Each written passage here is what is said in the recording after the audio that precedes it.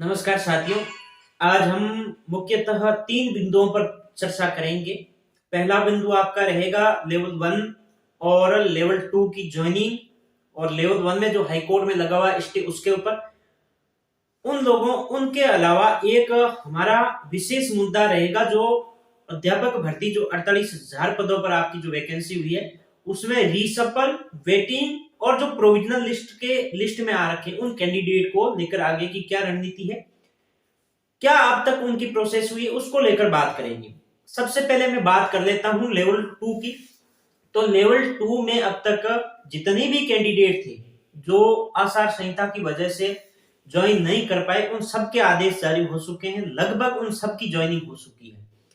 और लेवल 1 की बात की जाए तो लेवल 1 में ऐसे कैंडिडेट जिनकी आचार संहिता से पहले ज्वाइनिंग नहीं हुई थी तो आचार संहिता के बाद में ज्वाइनिंग होनी थी, उनकी हाईकोर्ट में जो प्रश्नों विवादित प्रश्नों को लेकर जो याचिका दायर की गई थी उन प्रश्नों की वजह से हाईकोर्ट ने एक स्टे दिया कि इस लेवल 1 में जो भर्ती चल रही है उस भर्ती को यथास्थिति की जाए। यथास्थिति का मतलब ये हो गया कि जहां प्रोसेस था, जहां प्रक्रिया चल रही थी वहीं रोक दी जाए जब तक अगली सुनवाई नहीं हो। अब अगली सुनवाई जो है वो 21 दिसंबर को होने वाली है।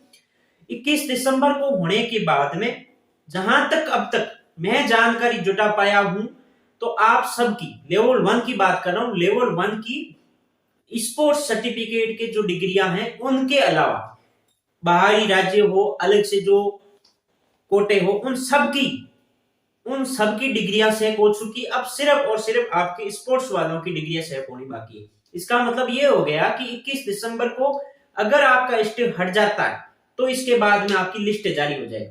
अब बात करते हैं कि क्या संभावना है कि 21 दिसंबर को आपका जो स्टे है या यथास्थिति की जो भर्ती को किया गया वो हट जाएगा। तो जहां तक मैंने जानकारी जुटाई है, जहां तक मैं वकीलों से संपर्क कर पाया हूं, हालांकि बोर्ड के वकीलों वगैरह इनसे भी मैंने कांटेक्ट किया है, तो जहां तक मेरी पूरी जानकारी ये निकल के आई है कि 21 दिसंबर को पूरी संभावना है कि इसका स्टे हट जाए। अब स्टे हटने के बाद में आपके 2 से 4 दिन के अंदर अंदर आपकी लिस्ट है वो जारी हो जाएगी। लेवल 1 का मैंने बता दिया, लेवल 2 का बता दिया। अब सबसे बड़ी बात आती है कि रीसफल और वेटिंग। तो साथियों, इस भर्ती में तकरीबन 15 से 16,000 कैंडिडेट ऐसे हैं जिनकी होम डिस्ट्रिक्ट नहीं मिला है। होम डिस्ट्रिक्ट का मतलब ये कि जिस जिले से थे उनको गृह जिला नहीं मिलकर दूसरा जिला अलॉट हुआ है, वो वहां नौकरी करे। तो तकरीबन ऐसे 15 से 16,000 कैंडिडेट है। अब हम सब चाहते हैं कि गृह जिला मिल पाए, उसके लिए हम रीसफल के लिए प्रयास करेंगे।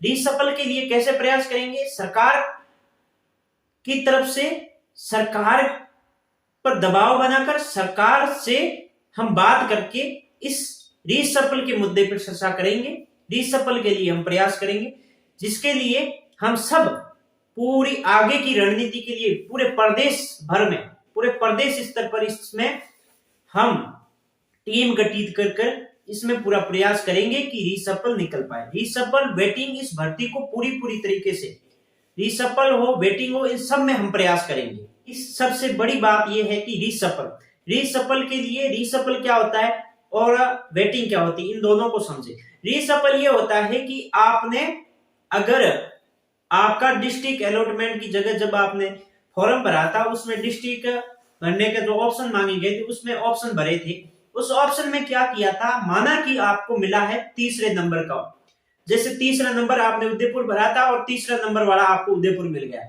उसके ऊपर आपका 1 नंबर पे आपका गृह जिला और दूसरे में आपका कोई सा भी जिला आपने भरा हो। तो आपकी अब रीसफल में ऐसा होगा कि रीसफल में ये होता है कि जब आपने तीसरा भरा है तो ऊपर के दो, जो दूसरा और पहला है, उनमें से कोई आपको मिल सकता है।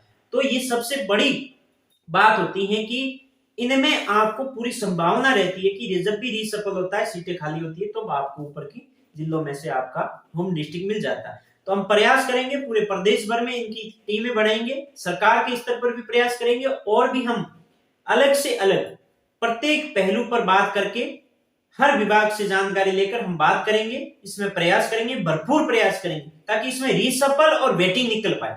देखिए, मैंने जहां तक पता किया है तो जो फर्स्ट ग्रेड और सेकेंड ग्रेड की ज्वाइनिंग कईयों की हो गई, अब कईयों की जब ज्वाइनिंग होने के बाद में इसमें कम से कम 5 से 7 हजार प्लस इस वैकेंसी है वो खाली रहेगी, पोस्टें खाली रहेगी।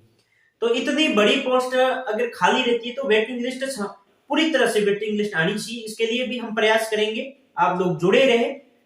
मैं लगातार कोशिश कर रहा हूं, हालांकि आचार संहिता की वजह से कुछ प्रयास नहीं कर पाए, समय भी नहीं मिल पाता था।